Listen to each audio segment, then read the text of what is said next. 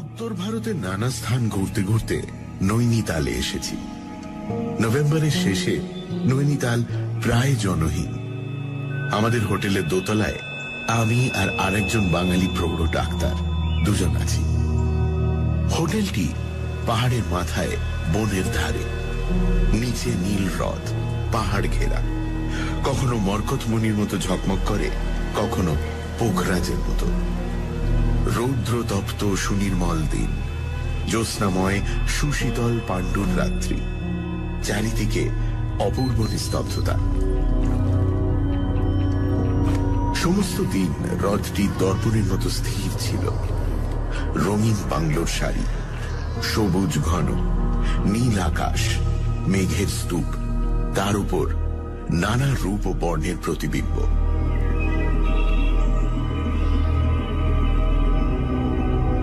সন্ধেবেলায় পশ্চিম আকাশে মেঘপুঞ্জের রঙের ঠেলাঠেলি।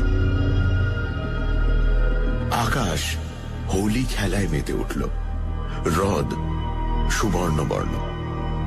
তারপর পাইন বনের পেছনে চাঁদ উঠল। পাহাড়ের তলায় ঘন অন্ধকারময় হ্রদ, রহস্যময়ী নারীর কালো চোখের মতো।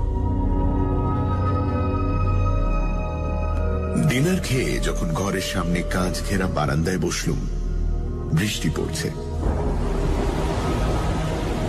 চারিদিকে ঘন অন্ধকার। দেবদারু বন আন্দোলিত করে ঝোড়ো বাতাস উঠছে চাপা কান্নার মতো। বারান্দায় বসে থাকা গেল না। ঝড়ের জন্য নয়, দাঁতে অসহ্য বেদনা অনুভব করলুম। বাঁ মাড়ির শেষে একটু ব্যথা দুদিন ধরেই রয়েছে। সারা রাতে ঝড়ের মধ্যে ব্যথা অসহ্য মনে হল। দাঁতের স্নায়ুগুলি যেন ছিঁড়ে যাচ্ছে ভয়ঙ্কর যন্ত্রণায়। ঘরে ঢুকে দেখলুম অ্যাসপিরিন বা বেদনানাশক কোনো ওষুধ সঙ্গে নেই। রাত 12টা হবে, বাইরে ঝড় উঠেছে। ওষুধের জন্য কোথায় যাওয়া যায়? মনে পড়ল আমার ঘরের পরে দুটি খালি ঘর, আর তার পরেরটাতেই প্রৌঢ় ডাক্তার সরকার আছেন। তার কাছে নিশ্চয়ই কোনো ওষুধ পাওয়া যাবে। ডাক্তারের সঙ্গে একদিন সামান্য আলাপ হয়েছিল। অদ্ভুত মানুষ মনে হয়। তিনি সমস্ত পৃথিবী 2 বার পরিভ্রমণ করেছেন। কোনদিন দেখি বারান্দায় বেতের ইজি চেয়ারে স্তব্ধ হয়ে বসে আকাশে মেঘের লীলা, হ্রদের খেলা দেখছেন।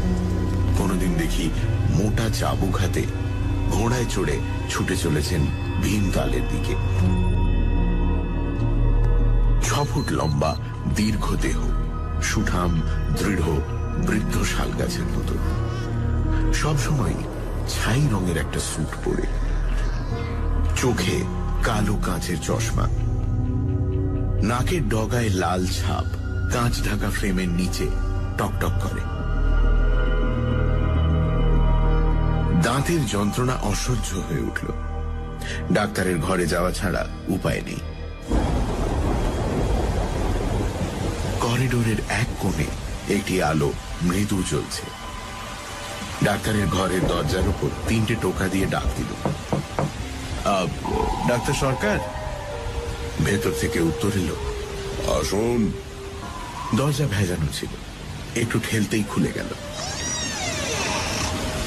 ঘরে প্রবেশ করে দেখলুম স্প্রিং গদিওয়ালা রেক্সিন মোড়া লম্বা সোফাতে ডাক্তার সরকার আধশোয়া ভাবে সামনের জানলার দিকে চেয়ে। জানলার কাঁচের উপর বৃষ্টি ঝড় আছড়ে পড়ছে ক্ষুব্ধ সমুদ্রের মতো। বাইরে ঝড়ের আর্তনাদ, কিন্তু ঘরের ভেতরে অদ্ভুত স্তব্ধতা। সোফার পেছনটা দরজার দিকে। ডাক্তার সরকার আমার প্রবেশ দেখতে পাননি। তিনি বলে উঠলেন, আসুন হ্যাঁ রোজেনবার্গ, আপনার প্রতীক্ষাই করছিলাম। হ্যাঁ রোজেনবার্গ? এই হোটেলে কোনো জার্মানকে তো দেখিনি। চেঁচিয়ে বললুম, আমি কিছু মনে করবেন না, দাঁতের অসহ্য যন্ত্রণা। চমকে তিনি লাফিয়ে উঠে দাঁড়ালেন। চশমার কালো কাঁচ ঢাকা চোখ দেখা গেল না, কিন্তু কুঞ্চিত কপালের ওপর কালো সাদা চুলগুলি চকচক করতে লাগলো। ও, আপনি কি চাই? আরে দেখুন না, দাঁতে ভীষণ ব্যথা। যদি আপনার কাছে কোনো ওষুধ টষুধ থাকে, মানে আমার অ্যাসপিরিন। ব্যথা? ভালো তো। যত ব্যথা পাবেন জীবনকে তত গভীরভাবে অনুভব করবেন। যার যত বেদনা বোধ সে তো তত উচ্চ স্তরের জীব। দেখুন, ডাক্তার যদি দার্শনিক হয়ে ওঠেন, রোগীর অবস্থা বড় সঙ্গীন হয়। ডাক্তার দার্শনিক? কোথায় ব্যথা বলুন? দাঁতে, এই তো বাঁ মাড়িতে। স্নায়ুগুলো একেবারে ছিঁড়ে যাচ্ছে। থাক, ব্যথার বর্ণনা করতে হবে না, আমি বুঝেছি। বসুন বসুন, ওই সোফায় বসুন। কি লেখার আপনি ভালোবাসেন? কুমেল, বেনেডিক্টাইন? আমার কাছে কয়েক রকম আছে মাত্র। সামনে ছোট টেবিলে নানা বর্ণ ও আকৃতির বোতল ও ছোট বড় লিকার গ্লাস। না না, আমি কিছু খাই না। খান না? খেলে দাঁতের ব্যথা হতো না। খুব যন্ত্রণা হচ্ছে দেখছি। হ্যাঁ, দেখি একটা ওষুধ আছে। ডাক্তার সরকার লিখবার টেবিলের ড্রয়ার থেকে একটা ছোট শিশি বের করলেন। শিশি থেকে দুটো চ্যাপ্টার ট্যাবলেট একটা মাঝারি গ্লাসে রাখলেন। তারপর একটা বড় বোতল থেকে সোনালী তরল পদার্থ গ্লাসে ঢেলে দিলেন। গ্লাসটা নেড়ে আমায় দিয়ে বললেন, খেয়ে ফেলুন। একটু হালকা ওয়াইন মিশিয়ে দিলাম, ওতে ওষুধের কাজ ভালোই হবে। আর আমার ঘরে জল নেই, চাকরটা সন্ধ্যে থেকে পলাতক। ভাবুন, ওষুধের অনুপান হচ্ছে দক্ষিণ ফ্রান্সের সূর্যলোক পুষ্ট রক্তিম দ্রাক্ষারস। ব্যথা দূর করার জন্য তখন কেউ হাতে বিষ দিয়ে দিলেও খেয়ে ফেলত। ট্যাবলেট মেশানো ওয়াইন এক চুমুকে খেয়ে ফেলল। ডাক্তার সরকার আমার মুখোমুখি বসলেন, সোফায় হেলান দিয়ে। ছোট গ্লাস থেকে এক চুমুক ওয়াইন খেয়ে বললেন, কেমন মনে হচ্ছে? ব্যথা একটু কম মনে হচ্ছে। বাস, তাহলেই হলো।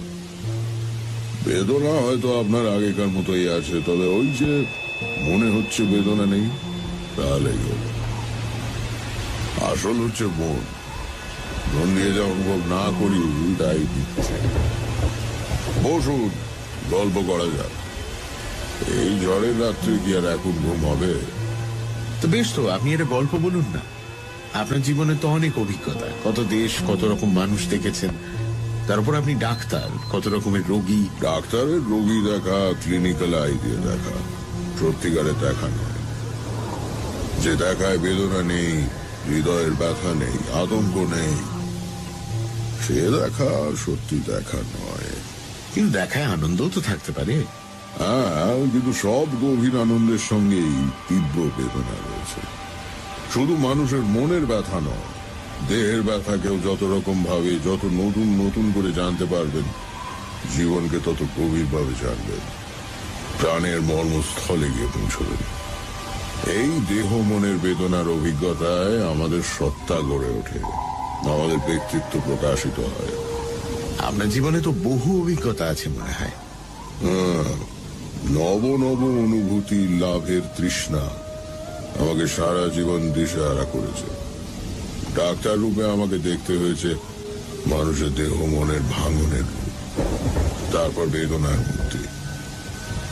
সেজন্য প্রকৃতি বা মানব সৃষ্ট পরিপূর্ণ সৌন্দর্য দেখবার জন্য আমি দেশ হতে দেশান্তরে করেছি। দেহের সমস্ত স্নায়ু, শিরা, উপশিরায় রক্তস্রোত দিয়ে প্রাণের গতি, উল্লাস, আনন্দময় অভিব্যক্তি অনুভব করতে চেয়েছি।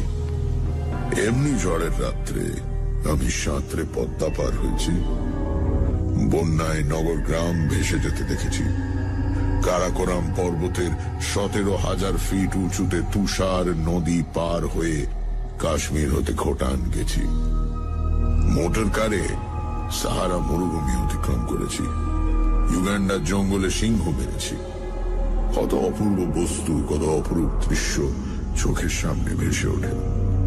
শ্রীনগরের ডাল হ্রদে রঙিন সন্ধ্যা, শীতের সুইজারল্যান্ডে জ্যোৎস্না রাত্রে তুষার শুভ্রতায় স্লেজ চালানো, লিডোতে ভূমধ্য সাগরের সমুদ্র তীরে সূর্যালোক পান, নিউ ইয়র্কের ফিফথ অ্যাভিনিউয়ের জনতা, জঙ্গল বেষ্টিত অ্যাঙ্কর ওয়াট, বেলজিয়ামের যুদ্ধ ট্রেঞ্চ, অন্ধকার রাত্রে তাজমহল, প্রয়াগে কুম্ভ মেলা, মিসিসিপির ঘন অরণ্য, প্রশান্ত মহাসাগরের ওপর এরোপ্লেন, এই সব অভিজ্ঞতা আমার আত্মাকে মূর্ত করেছে বটে, কিন্তু আমার সত্তার বিকাশ হয়েছে মানব অন্তরের বেদনাময় অনুভূতিতে।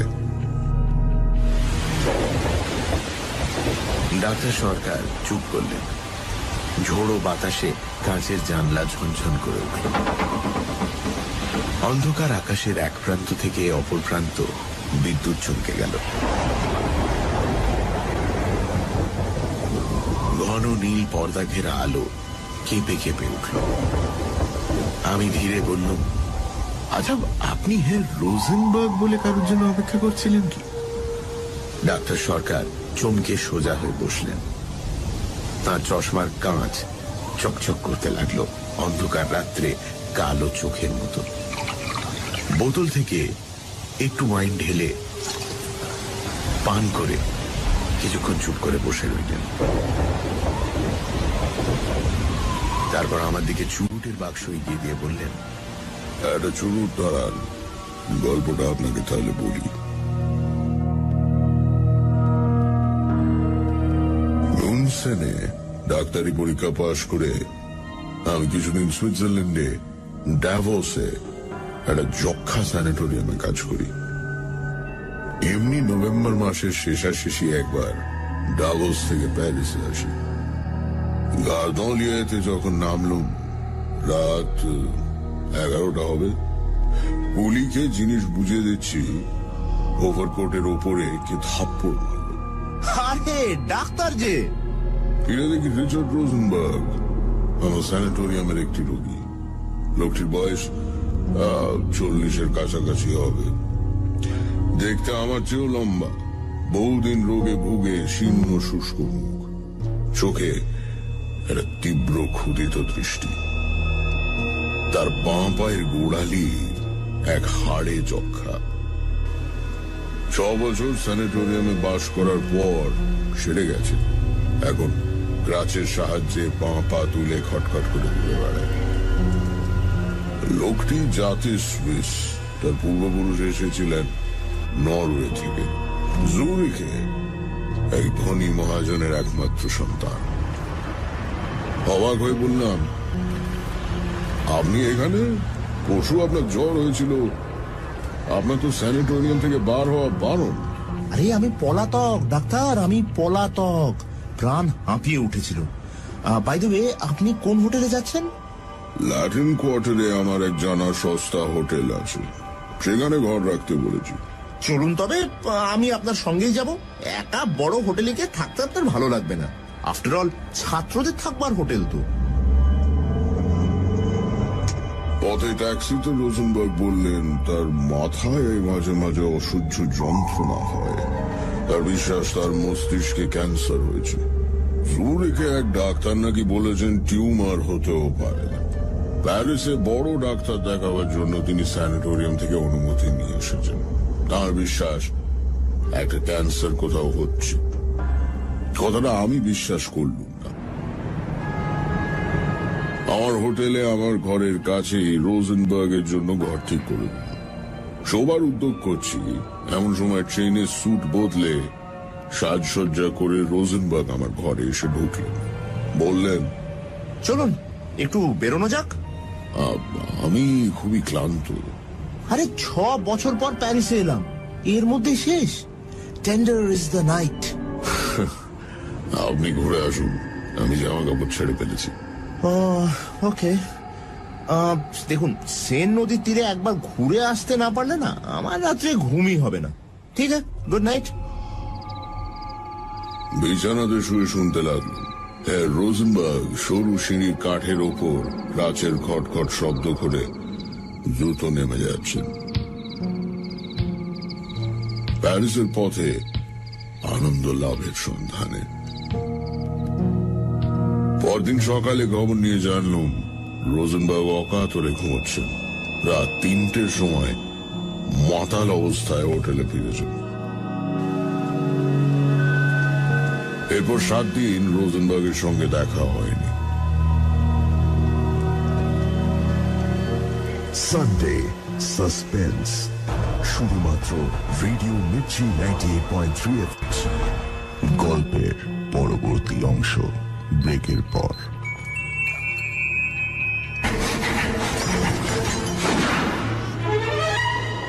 সানডে সাসপেন্স, শুধুমাত্র radio Mirchi 98.3 FM A. It's hot. শুনছেন সানডে সাসপেন্স। আজকের গল্প মনীন্দ্রলাল বসুর লেখা ভেনল। দাঁতের ব্যথায় কাতর হয়ে লেখক যান তার হোটেলের পাশের ঘরে ডক্টর সরকারের কাছে। ঘরে ঢুকতেই লেখককে হঠাৎ রোজেনবার্গ বলে ডেকে ওঠেন ডাক্তার। যাই হোক, ওষুধ দেবার পালা মেটে লেখকের অনুরোধেই একটা গল্প বলা শুরু করেন ডাক্তার, রোজেনবার্গের গল্প। তারপর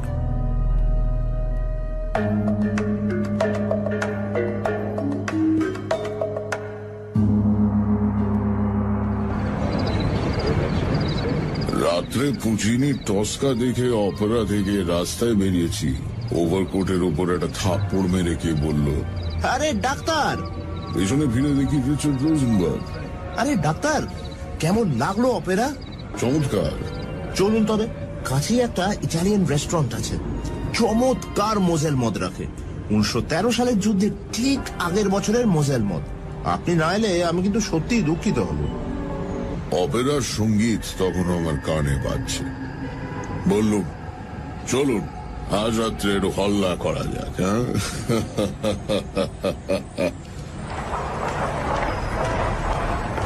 রেস্তোরাঁতে কিছু খেয়ে আমরা অপেরার কাছে একটা ক্যাফেতে এসে বসুন।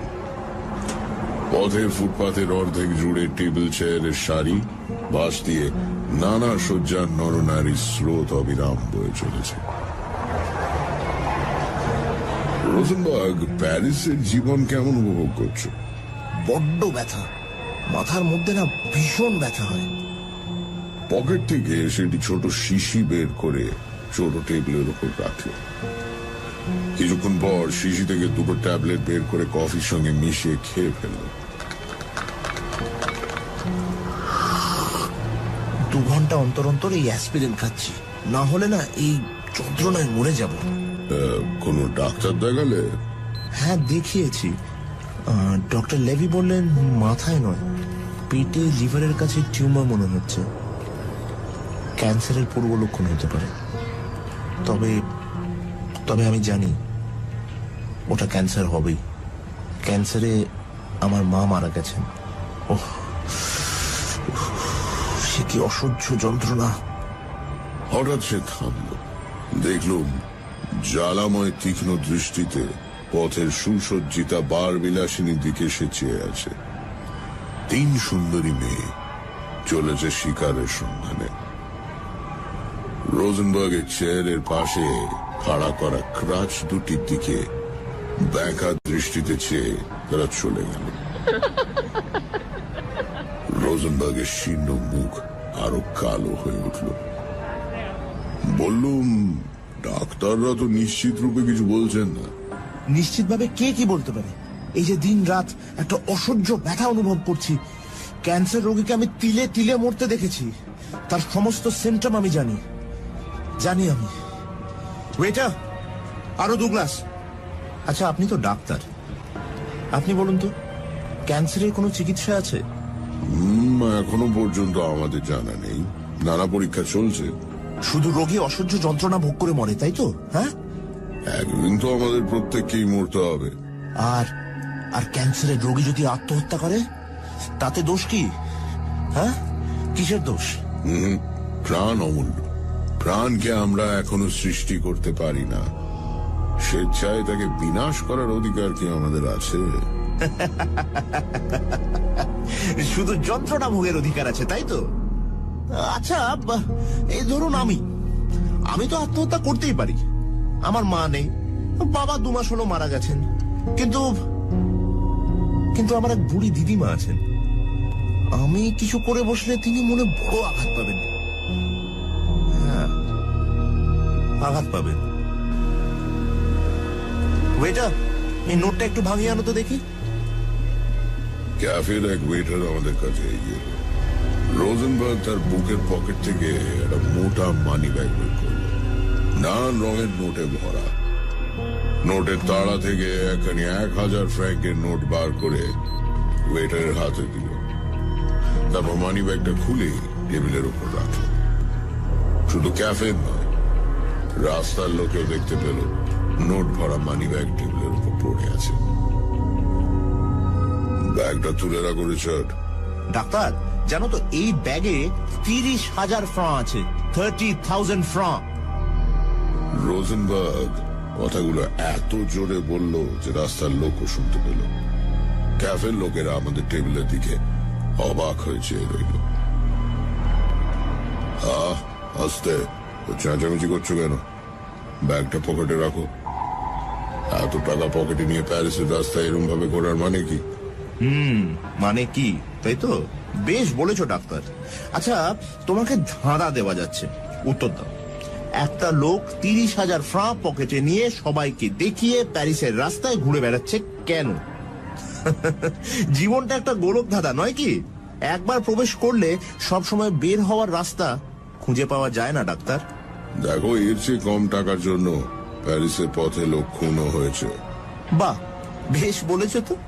শোনো ডাক্তার, তোমার সঙ্গে আমার দেখা হয়ে খুব ভালো হলো, জানো তো। আমার যেরকম শরীরের অবস্থা, যে কোনো সময় কিছু ঘটতে পারে। আমার যদি হঠাৎ কিছু হয়, দেখো আমি এখন লক্ষপতি কিন্তু, হ্যাঁ, তাহলে আমার যদি কিছু হয় না, আমার সম্পত্তির অর্ধেক আমি এক ক্যান্সার রিসার্চ হসপিটালে দিয়ে যেতে চাই। আমার একটা উইলও আছে, স্যানিটোরিয়ামে আমার ঘরে নয়, এক জায়গায় লুকোনো আছে, সেটা তোমায় বলে যেতে চাই। হঠাৎ রোজেনবার্গ চুপ করে পথের দিকে চাইল। আমাদের কাছ দিয়ে একটি যুবক ও যুবতী যাচ্ছিল। যুবকটি কদাকার ভীম প্রকৃতির দেখতে, প্যারিসের গুন্ডা দলে মনে হয়। যুবতী কিন্তু পরমা সুন্দরী, সদ্য প্রস্ফুটিত শ্বেত পদ্মের মতো স্নিগ্ধ লীলায়িত মূর্তি। রোজেনবার্গ দাঁড়িয়ে তাদের দিকে ডাকলেন, ম্যাডাম। মেয়েটি হেসে এগিয়ে এলো। আমাদের টেবিলে আমাদের দুজনের মধ্যে চেয়ারে এসে বসলো। যুবকটি কিন্তু কোথায় সরে পড়ল। হ্যালো ম্যাডাম, কি খাবেন বলুন? চলো এক রেস্তোরাঁতেই যাওয়া যাক, সন্ধ্যে থেকে খাইনি, বড় খিদে পেয়েছে। মহিলার 2 চোখে কৌতুকময় হাসি। রোজেনবার্গ তার দিকে মন্ত্রমুগ্ধের মতো চেয়ে বলল, আরে আমরা এই খেয়ে এলাম, এই নাও, কাল সকালে খেয়ে নিও। রোজেনবার্গ আবার ব্যাগ বার করে মহিলার হাতে একখানা 500 ফ্র্যাঙ্কের নোট দিয়ে দিল। ব্যাগের নোটের তাড়া রাস্তার লোক শুধু দেখতে পেল। মহিলার চোখ দুটি ঝলসে উঠল। আমি বললুম, অনেক রাত হয়েছে তো, এবার যাওয়া যাক। আমরাও যাব, চলুন ম্যাডাম। ট্যাক্সিতে মেয়েটি বসলো আমাদের দুজনের মাঝখানে। আমি চুপ করে বসে রইলাম। রোজেনবার্গ অনর্গল বকে যেতে লাগলো। দেখো ডাক্তার, আজকাল রাতে ভেরনল না খেলে না আমার ঘুম হয় না। আচ্ছা, কোনো ভালো ঘুমের ওষুধ তোমার জানা আছে? তুমি দিতে চাও না সে আমি বুঝতেই পারছি। মেয়েটি হেসে বলে উঠল, আমি জানি। হ্যাঁ, কি? সে বলবো না। তারপর সমস্ত পথ রোজেনবার্গ আমার সঙ্গে ফেরোনলের গুণ ও ক্রিয়া সম্বন্ধে আলোচনা করতে করতে এলো। সে 3 থেকে 4টি ট্যাবলেট খায়, কটা ট্যাবলেট খেলে মৃত্যু হওয়ার সম্ভাবনা, ড্যাভোসে কে কবে ভুলে বেশি ফেরোনল খেয়ে মরেছে, ইত্যাদি ইত্যাদি। হোটেলে ঢুকে রোজেনবার্গকে একটু আড়ালে ডেকে বললুম, মেয়েটি কে? সে অবাক হয়ে বলল, মেয়েটি? ও ওই মেয়েটি? ওকে ওকে আরে ওকে আমি চিনি না। আমি অবাক হয়ে বললুম, তাহলে তুমি ওকে জানো না? তোমার সঙ্গে এত টাকা রয়েছে, ব্যাগটা না হয়। আর সময় দেখলুম ট্যাক্সির পেছনে আর একটা মোটর কার আসছে। রোজেনবার্গের বিস্তীর্ণ পাণ্ডুর মুখে অদ্ভুত হাসি খেলে গেল। ডাক্তার, এই পৃথিবীতে আমরা কে কাকে চিনি বলতো? মেয়েটিকে নিয়ে রোজেনবার্গ তার ঘরে গেল। আমি আমার ঘরে গিয়ে ক্লান্ত হয়ে বসে পড়লাম। বাইরে টিপ টিপ করে বৃষ্টি পড়ছে, বাতাস বইছে খ্যাপা কুকুরের অবিশ্রান্ত আর্তনাদের মতো। সমস্ত হোটেল নিঝুম নিদ্রিত। এই রাত্রে ঘুমোবার আশা নেই। ফায়ারপ্লেসের ওপর অষ্টাদশ শতাব্দীর পুরনো ঘড়িটা শূন্যভাবে চেয়ে রইল। মপাসার একটি গল্পের বই নিয়ে পড়তে শুরু করলাম। কখন ঘুমিয়ে পড়েছিলাম জানি না। জানলার শাসি জন শব্দে ঘুম ভেঙে গেল। ঝড় উঠেছে, তার সঙ্গে মেজু তুষারপাত। বাইরে উন্মত্ত প্রকৃতি, অন্ধকারে বিদ্যুতের গর্জন, কিন্তু হোটেল অস্বাভাবিক রকমের নিস্তব্ধ। চমকে উঠলাম। রোজেনবার্গের ঘরে কি হয়েছে কে জানে। মেয়েটি নিশ্চয়ই কাজ শেষ করে চলে গেছে। পাশে স্নানের ঘরে জলের কল ভালো করে বন্ধ হয়নি, জলের ফোঁটা টপ টপ করে পড়ছে। হঠাৎ মনে হলো কে যেন আমায় ডাকছে। ডাক্তার, আরে ডাক্তার, শুনতে পাচ্ছ ডাক্তার? কাঠের দরজার ভেতর দিয়ে অন্ধকার করিডোর পার হয়ে সে আহ্বান আসছে। ধীরে উঠে ঘরের দরজা খুললুম। অন্ধকার করিডোর, রোজেনবার্গের ঘরের দরজা ফাঁক করা। সেই ফাঁক দিয়ে আলোর রেখা অস্পষ্ট এসে পড়েছে। আলোর রেখা দেখে মনে সাহস হল। তাড়াতাড়ি করিডোর পার হয়ে রোজেনবার্গের ঘরে ঢুকলাম। স্তব্ধ ঘর। রোজেনবার্গ বিছানাতে চাদরের উপর স্থির হয়ে শুয়ে আছে। স্যুট ছেড়ে রাতের পোশাকও পরেনি। অতি স্থির হয়ে শুয়ে, চোখে অচঞ্চল দৃষ্টি। পাশে ছোট টেবিলে ভেরনলের শুকনো শিশি, দুটো খালি বোতল ও খালি গ্লাস। মেয়েটি কোথাও নেই। ডাকলুম, রোজেনবার্গ, রোজেনবার্গ, রিচার্ড। কোনো সাড়া নেই। কোথায় একটা খটখট শব্দ। কপালে হাত দিয়ে দেখলুম বরফের মতো ঠান্ডা। হাত ধরে নাড়ি দেখলুম কোনো স্পন্দন নেই। জামা খুলে বুকের উপর কান পেতে শুনতে চেষ্টা করলুম বুকের ধুকপুকানি এখনো একটু আছে কিনা, কিন্তু না।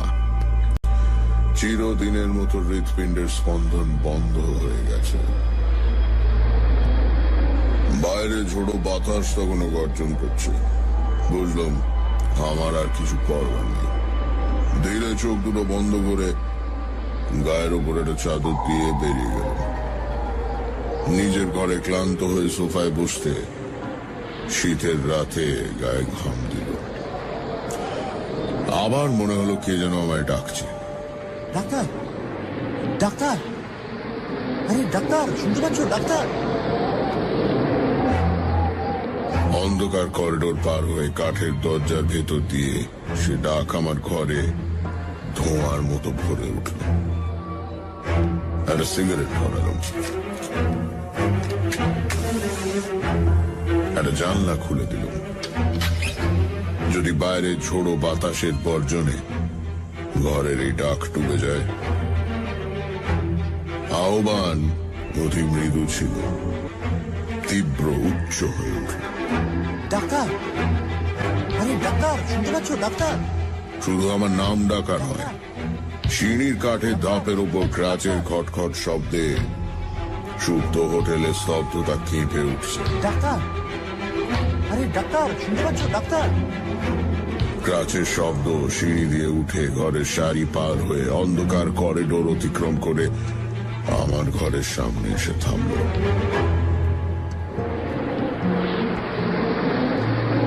ঘরের দরজার ওপর 3টে টোকা পড়ল। আরে ডাক্তার!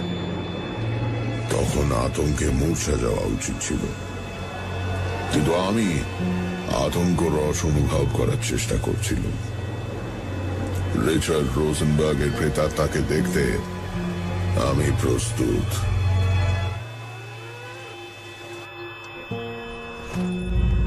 যেন বেতার যন্ত্র থেকে কথাগুলি কানে এলো। ডাক্তার, আমি বাইরে যাচ্ছি। উইলের কথাটা বলতে এলাম। উইলটা আছে আমাদের স্যানিটোরিয়ামে ফ্রাউ মায়ারের ঘরের টেবিলের 3য় দেরাজে। আচ্ছা, গুড নাইট। আমাকে অনেক দূর যেতে হবে।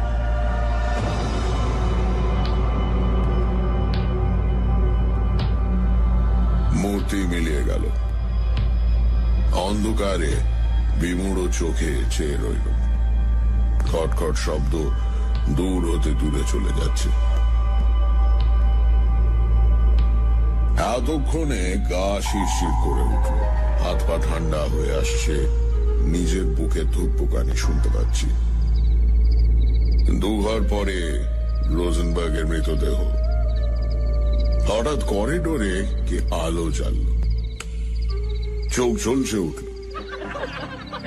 সিঁড়িতে যুবক দলের হাসি, যুবতী দলের চঞ্চল পদধ্বনি। একদল চৈনিক ছাত্রছাত্রী হাসতে হাসতে গল্প করতে করতে সিঁড়ি দিয়ে উঠছে। রাত 2টোর আগে তারা সাধারণত ফেরে না। Night, night. Good night.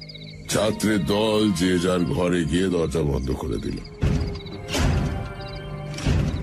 আমিও আমার ঘরের দরজায় চাবি দিলাম। হোটেল আবার সুপ্ত, স্তব্ধ।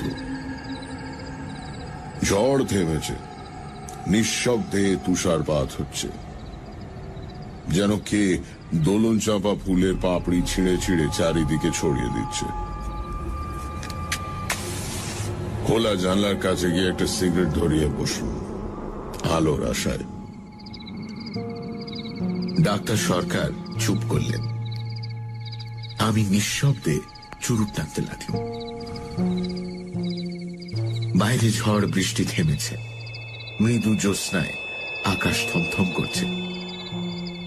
ধীরে উঠে দাঁড়ালো। ডাক্তার সরকার বলে উঠলেন, মিস্টার ঘোষ, আজ রাতেও আমার ঘুম হবে না দেখছি। এখন রাতে ভেরনল না খেলে আমার ঘুম হয় না। কথাগুলো শুনে কোনো অজানা ভয়ে চমকে উঠল। এই যেন ডাক্তার সরকারের কণ্ঠস্বর নয়। দেখুন তো, ওইখানে একটা শিশি আছে। হ্যাঁ, ওই যে হলদে শিশিটা। আমি আর উঠতে পারছি না, পায়ে কেমন ব্যথা হয়েছে। কয়েকটা ট্যাবলেট শিশি থেকে এই গেলাসে রাখুন তো। জিজ্ঞেস করলুম, কটা? কটা? এই 5-6টা। ওতে কিছু হবে না আমার। ওর কমে ঘুম হয় না। আপনি হয়তো 6টা খেলে। মন্ত্রচালিতের মতো 6টা ট্যাবলেট গ্লাসে ফেলে তার সঙ্গে একটু মদ মিশিয়ে ডাক্তার সরকারকে দিল। তিনি এক চুমুকে সবটা খেয়ে বললেন, একটু বসুন। তারপর চোখ বুজে সোফায় হেলান দিয়ে শুয়ে পড়লেন। আমি চুপ করে বসে রইলাম। পা যেন নাড়তে পারছি না।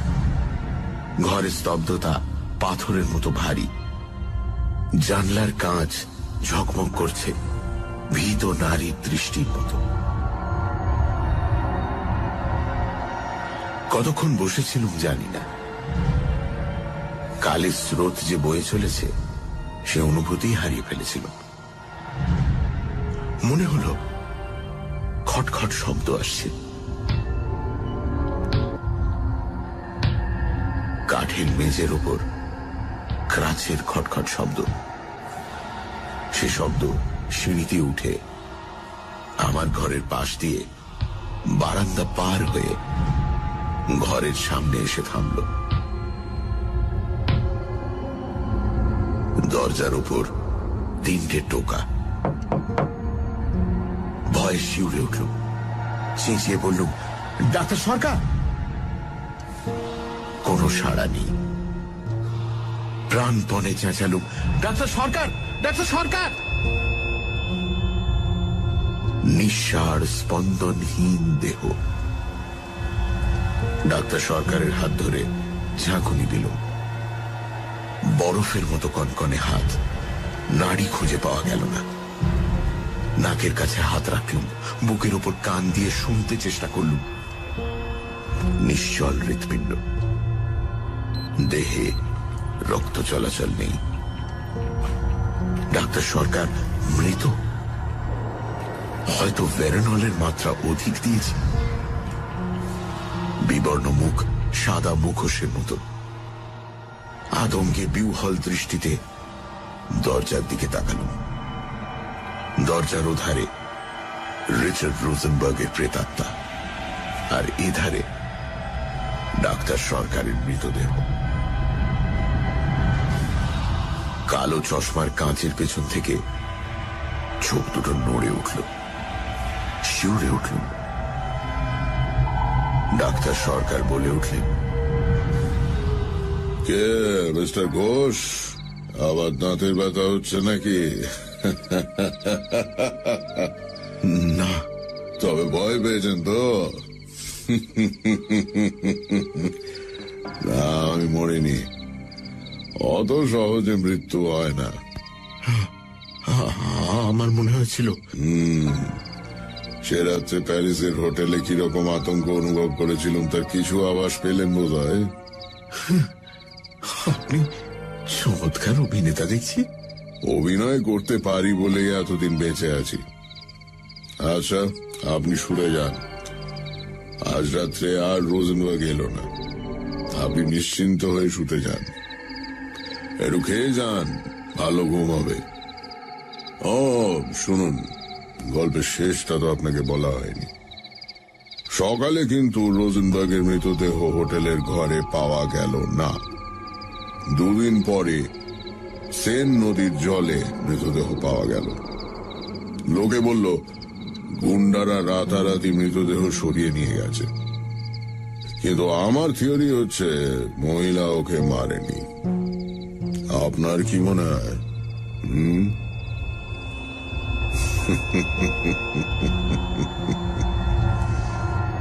আমি কোনো উত্তর না দিয়ে চলে এলাম। ঘরে এসে খোলা জানলার পাশে বসলুম। হ্রদের জলে জ্যোৎস্নার ঝিকিমিকি। ভাবতে লাগলুম, ডাক্তার সরকার কি উন্মাদ, না বানিয়ে গল্প বলতে ওস্তাদ।